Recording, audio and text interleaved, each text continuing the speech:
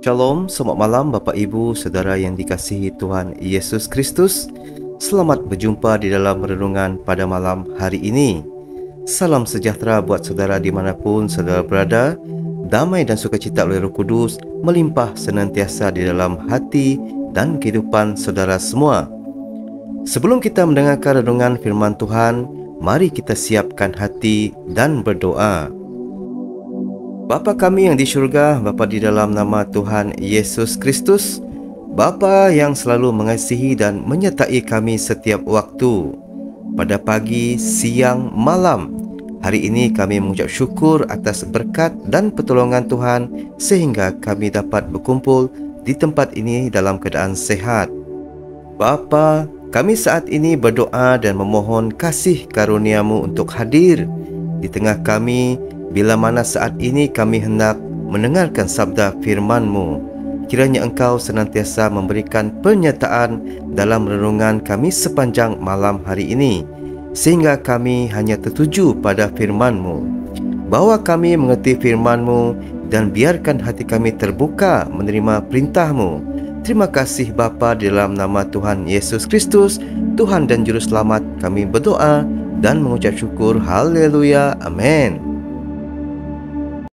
Bapak Ibu Saudara yang dikasihi Tuhan Yesus Kristus, pada malam ini kita akan membahas tentang 5 alasan mengapa orang Kristen tidak disunat. Ada 5 alasan mengapa orang Kristen tidak disunat. Istilah sunat pasti sudah tidak asing lagi bagi kita. Sunat adalah pemotongan kulit katan laki-laki, baik untuk tujuan kesihatan maupun untuk tujuan rohani atau keagamaan. Sunat juga adalah suatu hukum atau peraturan yang sangat penting dalam Alkitab, khususnya dalam Perjanjian Lama.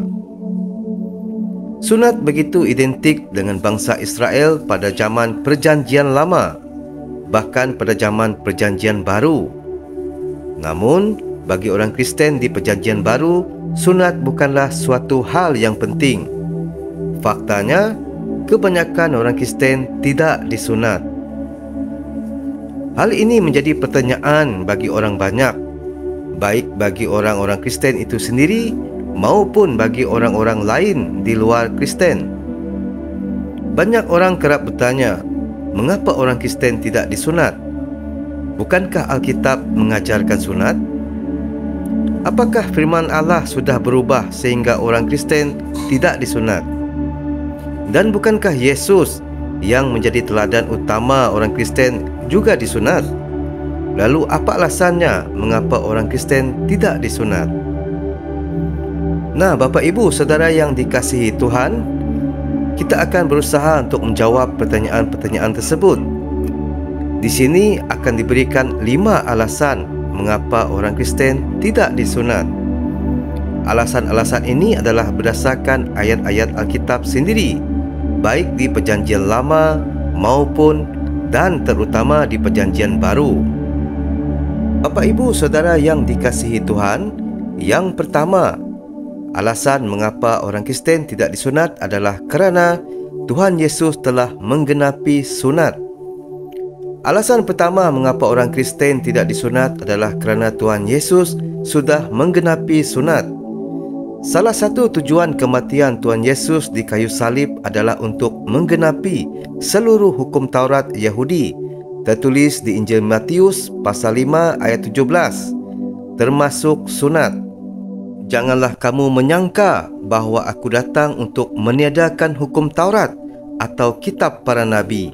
Aku datang bukan untuk meniadakannya, melainkan untuk menggenapinya. Menggenapi artinya adalah melakukan secara sempurna. Sejak Taurat diberikan kepada manusia, bangsa Israel, tidak ada seorang pun manusia yang mampu melakukannya secara sempurna. Kerana itulah Tuhan Yesus datang untuk melakukannya dan menggenapinya bagi kita. Tertulis di kitab Roma pasal 8 ayat ketiga. Sebab apa yang tidak mungkin dilakukan hukum Taurat kerana tak berdaya oleh daging, telah dilakukan oleh Allah dengan jalan mengutus anaknya sendiri dalam daging, yang serupa dengan daging yang dikuasai dosa kerana dosa. Ia telah menjatuhkan hukuman atas dosa di dalam daging. Jika Tuhan Yesus telah menggenapi Taurat, termasuk sunat, maka kita tidak perlu lagi menyunatkan diri secara harafiah. Itu sunat secara jasmani. Sekalipun Yesus disunat, tetapi orang Kristen tidak lagi wajib disunat. Menjadi pengikut Tuhan Yesus tidak berarti harus meneladani semua yang dilakukan oleh Tuhan Yesus. Kita tidak perlu disalibkan untuk meneladani Tuhan Yesus meski dia disalibkan. Tetapi kita harus melakukan apa yang diajarkannya. Yang kedua, ketika dibaptis, orang Kristen telah disunat. Alasan kedua mengapa orang Kristen tidak disunat adalah kerana ketika dibaptis, orang Kristen sudah disunat. Meski orang percaya atau orang Kristen tidak perlu disunat secara harafiah, namun kita perlu, bahkan harus disunat secara rohani. Dan sunat rohani itu telah terjadi melalui kematian Tuhan Yesus di kayu salib. Dan ketika kita percaya kepada Tuhan Yesus, maka otomatis kita telah mengalami sunat rohani, sunat di dalam hati. Itulah sebabnya Rasul Paulus berkata bahawa sebenarnya kita orang-orang percaya, orang-orang yang bersunat, bukan mereka yang bersunat secara lahiriah, yang tertulis di Injil Filipi pasal ketiga, ayat kedua sampai ketiga. Hati-hatilah terhadap anjing-anjing. Hati-hatilah terhadap pekerja-pekerja yang jahat. Hati-hatilah terhadap penyunat-penyunat yang palsu. Kerana kitalah orang-orang bersunat yang beribadah oleh Roh Allah dan bermegah dalam Kristus Yesus dan tidak menaruh percaya pada hal-hal lahiriah. Sunat itu dilambangkan oleh baptisan air. Sebagaimana sunat adalah penanggalan bagian tubuh tertentu, demikian juga baptisan air adalah penanggalan tubuh yang berdosa. Di Injil Kolose pasal 2 ayat ke-11 sampai ke-14. Dalam Dia kamu telah disunat, bukan dengan sunat yang dilakukan oleh manusia, tetapi dengan sunat Kristus, yang terdiri dari penanggalan akan tubuh yang berdosa. Kerana dengan Dia kamu dikuburkan dalam baptisan, dan di dalam Dia kamu turut dibangkitkan juga oleh kepercayaanmu kepada kerja kuasa Allah yang telah membangkitkan Dia dari orang mati. Kamu juga meskipun dahulu mati oleh pelanggaranmu dan oleh kerana tidak disunat secara lahiriah, telah dihidupkan Allah bersama-sama dengan Dia sesudah Ia mengampuni segala pelanggaran kita dengan menghapuskan surat hutang yang oleh ketentuan-ketentuan hukum mendakwa dan mengancam kita, dan itu ditiadakannya dengan melakukannya pada kayu salib. Jadi, jika dalam perjanjian lama tanda perjanjian Allah dengan umat Israel adalah sunat, maka dalam perjanjian baru tanda perjanjian Allah dengan gereja adalah baptisan air. Jadi orang-orang Kristen adalah orang-orang yang bersunat, tetapi sunat secara rohani, sunat di hati, bukan sunat secara harafiah atau sunat di badan. Bapa, Ibu, Saudara yang dikasihi Tuhan, yang ketiga, sunat tidak dapat membenarkan atau menyelamatkan seseorang. Alasan ketiga mengapa orang Kristen tidak disunat adalah kerana sunat tidak dapat membenarkan atau menyelamatkan seseorang. Sunat tidak pernah dirancang untuk menyelamatkan seseorang. Tidak ada orang yang bisa diselamatkan kerana melakukan hukum Taurat, termasuk kerana menuruti perintah untuk disunat. Tertulis di kitab Galatia pasal 3 ayat ke-11. Dan bahawa tidak ada orang yang dibenarkan di hadapan Allah kerana melakukan hukum Taurat adalah jelas, kerana orang yang benar akan hidup oleh iman. Sejumlah orang Kristen Yahudi di Yudea pernah mengajarkan ajaran sesat di Antioquia, iaitu jemaat mayoritas non-Yahudi, dengan mengatakan bahawa untuk bisa diselamatkan, maka seseorang harus disunat.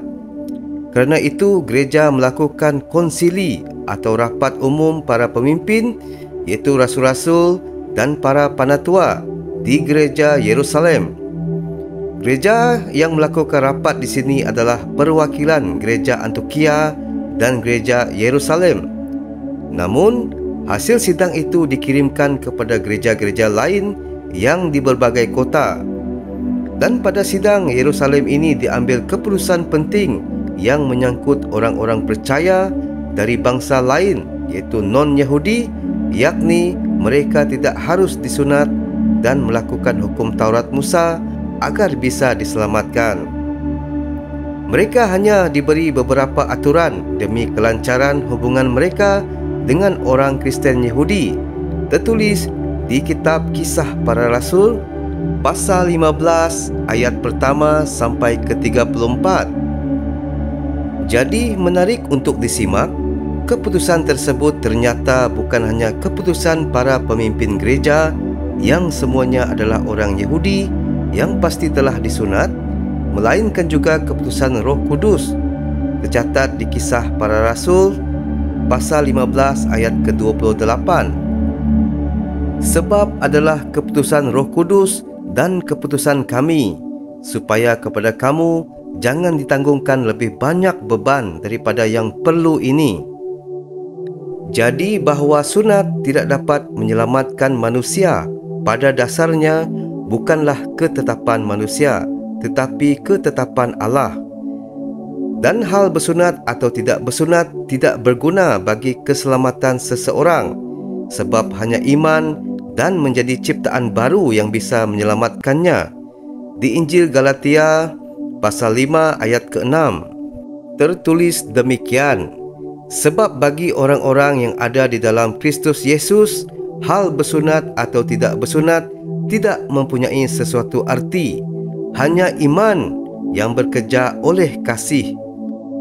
Galatia pasal 6 ayat ke-15 tertulis, sebab bersunat atau tidak bersunat tidak ada artinya, tetapi menjadi ciptaan baru itulah yang ada artinya. Artinya, jika seseorang tidak percaya kepada Tuhan Yesus, maka dia tidak akan diselamatkan sekalipun ia telah disunat. Bapa, Ibu, Saudara yang dikasihi Tuhan, yang keempat, orang yang disunat wajib melakukan seluruh hukum Taurat. Alasan keempat mengapa orang Kristen tidak disunat adalah kerana orang yang disunat wajib melakukan seluruh hukum Taurat. Sunat adalah bagian yang terpisah dari hukum Taurat. Kerana itu, barang siapa yang bersikeras ingin disunat agar dapat diselamatkan, maka dia juga wajib melakukan seluruh hukum Taurat. Tertulis di Injil Galatia pasal 5 ayat 2 sampai ke 3. Sesungguhnya aku, Paulus, berkata kepadamu, jikalau kamu menyunatkan dirimu, Kristus sama sekali tidak akan berguna bagimu. Sekali lagi aku katakan kepada setiap orang yang menyunatkan dirinya, bahawa ia wajib melakukan seluruh hukum Taurat. Mengapa demikian? Kerana seluruh isi Taurat dirancang untuk ditaati oleh manusia, bukan hanya bagian-bagian tertentu saja dari Taurat. Jadi tidak boleh melakukan peraturan yang satu, misalnya sunat, dan mengabaikan peraturan yang lain. Di Injil Matius pasal 23 ayat ke-23 tertulis demikian, celakalah kamu, hai ahli-ahli Taurat dan orang-orang Farisi, hai kamu orang-orang munafik, sebab persepuluhan dari selasih, adas manis dan jintan kamu bayar, tetapi yang terpenting dalam hukum Taurat kamu abaikan, yaitu keadilan dan belas kasihan dan kesetiaan. Yang satu harus dilakukan dan yang lain jangan diabaikan. Jika sunat adalah bagian utama yang tak terpisahkan dari Taurat, maka tidak boleh manusia hanya melakukan sunat tetapi tidak melakukan peraturan yang lain. Misalnya peraturan-peraturan tentang hari Sabat, makanan yang halal dan haram, najis dan tahir, korban-korban, hari raya, dan sebagainya. Tidak ada manusia yang bisa melakukan seluruh hukum Taurat. Kerana itu, tidak perlu dan tidak ada artinya melakukan sunat untuk mencapai keselamatan, kerana wajib melakukan seluruh hukum Taurat yang tidak mungkin bisa dicapainya. Bapa, Ibu, Saudara yang dikasihi Tuhan, yang terakhir iaitu yang kelima, Tuhan lebih mengkehendaki sunat di hati ketimbang sunat di badan. Alasan kelima ataupun alasan terakhir mengapa orang Kristian tidak disunat adalah kerana Tuhan lebih menginginkan sunat di hati ketimbang sunat di badan. Sebenarnya sejak awal, sunat yang Tuhan kehendaki adalah sunat rohani, sunat di hati, bukan sunat jasmani atau sunat di badan. Tertulis di Injil Roma pasal kedua ayat ke-29. Tertulis demikian, tetapi orang Yahudi sejati ialah dia yang tidak nampak keyahudiannya, dan sunat ialah sunat di dalam hati, secara rohani, bukan secara hurufiah. Maka pujian baginya datang bukan dari manusia, melainkan dari Allah. Sunat jasmani hanyalah sebagai lambang, tetapi substansinya adalah sunat rohani, yakni hidup yang berkenan kepada Tuhan. Para nabi sering mengecam bangsa Israel yang bersunat secara lahiriah, tetapi tidak bersunat secara rohani. Mereka hanya menyunat tubuh mereka, tetapi tidak menyunat hati mereka. Itulah sebabnya lewat nabi-nabinya, Tuhan mengajak orang Israel untuk menyunat hati mereka. Seperti di Injil Yeremia pasal 4 ayat ke-4.